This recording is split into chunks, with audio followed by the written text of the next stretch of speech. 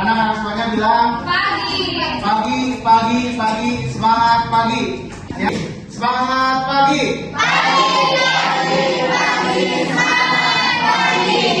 Baik, tepuk tangan untuk kita semuanya.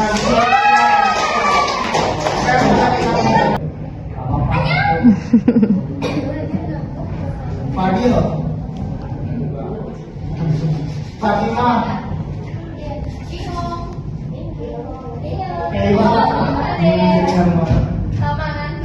Keisha.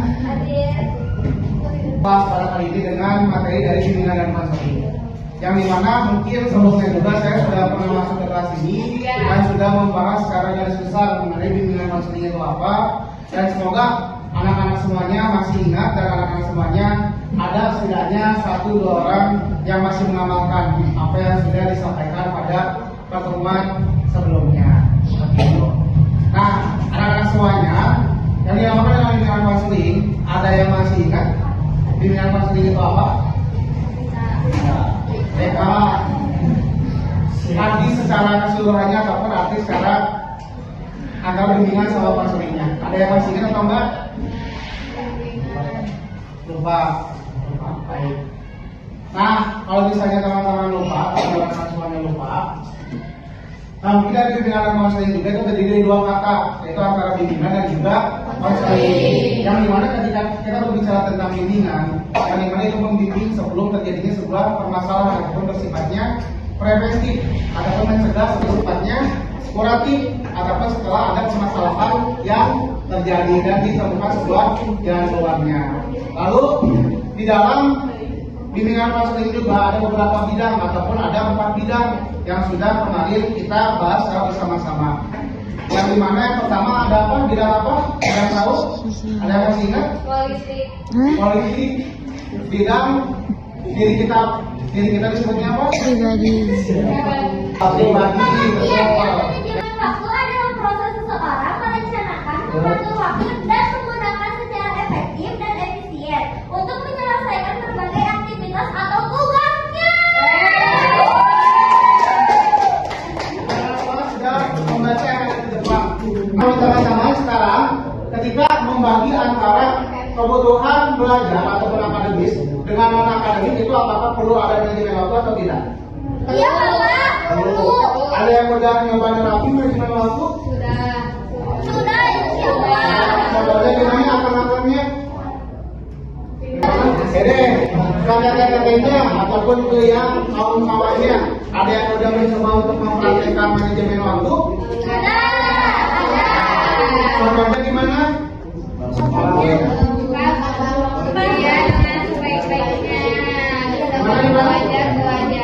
Boleh sekarang biar pendapatnya terdengar sama semuanya. Kalau misalnya ada yang mau berbicara silakan angkat tangan dulu, dan nanti yang lainnya mendengarkan dan yang mengangkat tangan bisa secara gamblang. Ada berapa? Iya. Apa aja?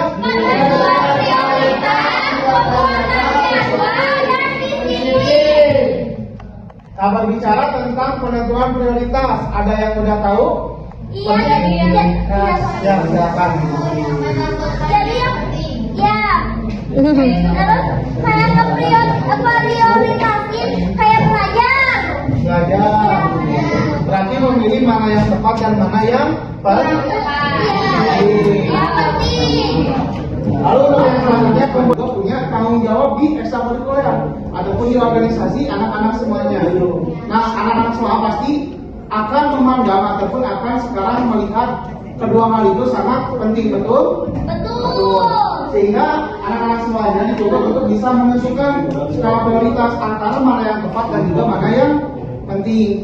Seperti itu. Karena kedua-duanya sebenarnya penting, tapi harus kita representasikan juga ataupun harus kita artikan juga yang paling tepat itu yang mana dan yang paling penting itu yang mana, seperti itu.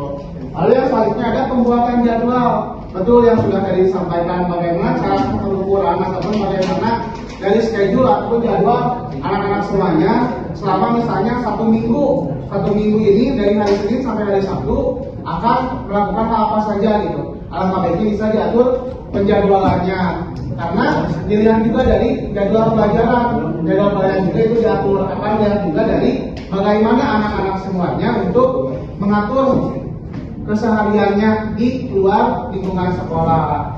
Lalu setelah kita sudah bisa sekarang mengatur skala prioritas dan juga sudah bisa membuat jadwal, hal selanjutnya yang harus kita perhatikan adalah bagaimana cara kita semuanya untuk mendisiplinkan diri kita terkait apa yang sudah kita janjikan kepada diri kita, terutama antara penentuan skala prioritas dan juga pembuatan jadwal.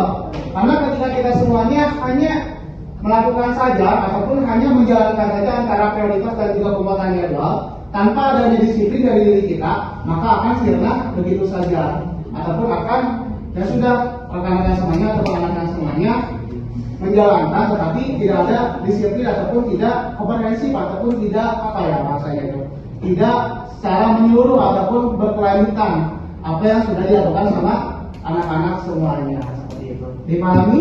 Dipahami manajemen waktu bagi siswa.